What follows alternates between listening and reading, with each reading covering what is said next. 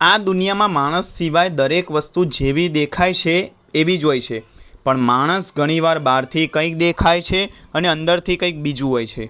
એટલે તમને કહું તો દુનિયામાં ફક્ત માણસ જ એવો છે જે ચહેરા પર સ્મિત રાખીને પણ હૃદયમાં દુઃખ છુપાવી શકે છે અને મીઠી વાતો કરીને પણ ખરાબ ઈરાદા રાખી શકે છે.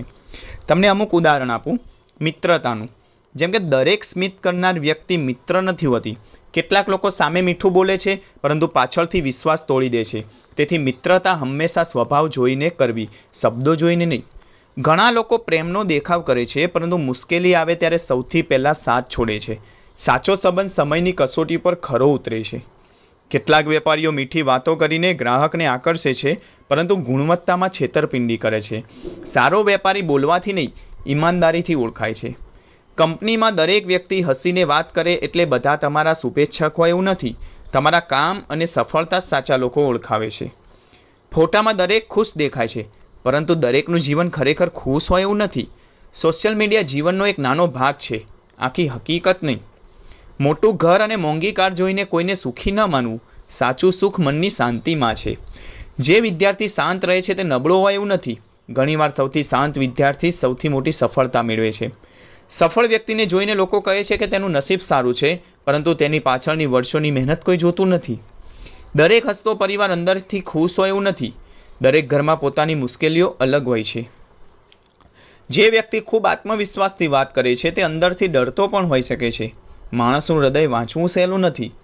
કેટલાક લોકો સેવા દેખાડવા માટે કરે છે જ્યારે કેટલાક શાંતિથી સેવા કરીને પણ ક્યારેય નામ નથી માંગતા. મંદિરમાં જવાથી કોઈ મહાન નથી બની જતું. સાચો ધર્મ તો વર્તન અને સંસ્કારમાં દેખાય છે. સમય આવે ત્યારે જ ખબર પડે છે કે કોણ પોતાનું છે અને કોણ માત્ર દેખાવ કરતું હતું. સુખમાં બધા સાથે હોય છે પરંતુ દુઃખમાં જે ઊભો રહે સાચો જ માણસ છે. માણસને તેના કપડાં, પૈસા કે મીઠી વાતોથી નહીં પરંતુ તેના ચારિત્ર, વર્તન અને મુશ્કેલીના સમયમાં કરેલા વ્યવહારથી ઓળખવો જોઈએ. જીવનમાં સૌથી મોટી ભૂલ એ છે કે આપણે લોકોને તેમના ચહેરા પરથી ઓળખી લઈએ છીએ. સુંદર શબ્દો, મીઠું સ્મિત અને મોટો દેખાવ હંમેશા સારો સ્વભાવ બતાવતા નથી. સાચા માણસને ઓળખવો હોય તો એક વાત યાદ રાખજો, તે તમારી સાથે કેવું બોલે છે તેનાથી વધુ મહત્ત્વનું એ છે કે તમારી ગેરહાજરીમાં તમારા વિશે શું બોલે છે. માણસનું અસલી વ્યક્તિત્વ ત્યારે બહાર આવે છે જ્યારે તેને સત્તા, પૈસા અથવા તક મળે. એટલે આંખો કરતાં અનુભવ પર વધારે વિશ્વાસ રાખજો. તમને મહાત્મા ગાંધીજીનો એક પ્રસંગ કહું. એક વખત કોઈ વ્યક્તિએ ગાંધીજીનું ખૂબ અપમાન કર્યું, કડવા શબ્દો બોલ્યા અને તેમને ઉશ્કેરવાનો પ્રયત્ન કર્યો, પરંતુ ગાંધીજીએ શાંતિથી બધું સાંભળ્યું અને કોઈ જવાબ આપ્યો નહીં. પછી એક વ્યક્તિએ પૂછ્યું કે તમને ગુસ્સો કેમ ન આવ્યો? ત્યારે ગાંધીજીએ સુંદર જવાબ આપ્યો કે જો કોઈ મને ભેટ આપે ને હું સ્વીકારું નહીં તો એ ભેટ કોની પાસે રહે? વ્યક્તિએ કહ્યું કે જે લાવ્યો હોય તેની પાસે. તો પછી ગાંધીજીએ કહ્યું કે એ જ રીતે અપમાનનું પણ મેં સ્વીકાર્યું નથી એટલે તે એની પાસે જ રહ્યું. તો આના ઉપરથી આપણને શીખ મળે કે દરેક હસતો કે બોલતો માણસ સારો હોય એવું નથી અને દરેક કડવી વાતનો જવાબ આપવો પણ જરૂરી નથી. તમને એક પ્રેરક ઘટના કહું. એક ખેડૂત દરરોજ 2 માટલામાં પાણી લઈને જતો હતો. એક માટલું સંપૂર્ણ હતું અને બીજું થોડું તૂટેલું હતું.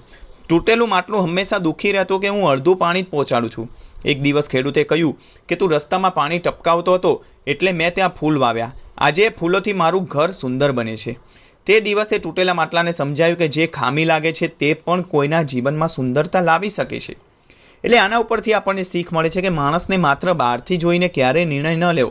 દરેક વ્યક્તિની અંદર કોઈ એવી ખાસિયત હોય છે જે દુનિયા બદલી શકે છે. માણસને તેના ચહેરાથી નહીં પરંતુ તેના ચરિત્રથી ઓળખવો જોઈએ.